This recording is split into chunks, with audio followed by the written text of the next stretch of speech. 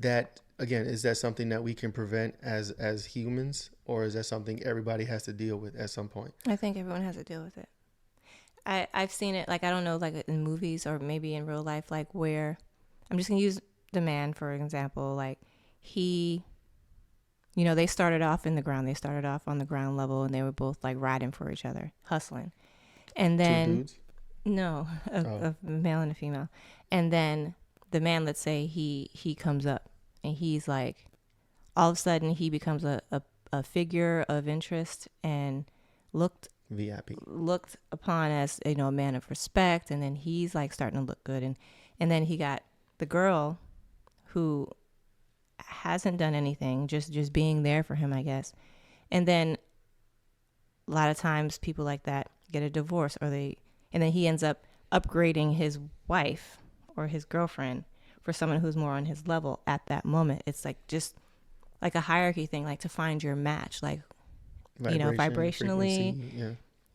or just whatever. Like your lifestyle change, you need to constantly evolve with each other. You don't just admire your person like, oh yay, good for them. Like you need to keep up Mm-hmm. with each other. That's a real answer. I think that's a hack that most people don't.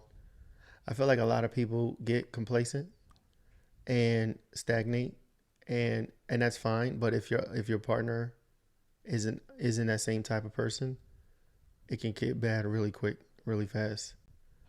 Um, and I don't think there's necessarily anything wrong with that. That's human nature for one thing, but I think we're put here on Earth to constantly grow, evolve, improve over time, over periods of time. So if you're constantly doing that, that's not to say you're gonna have a perfect relationship or a relationship that lasts forever. There could always be drama and bullshit that happens in between that, Absolutely. but it won't be one of those things where people just get bored with you.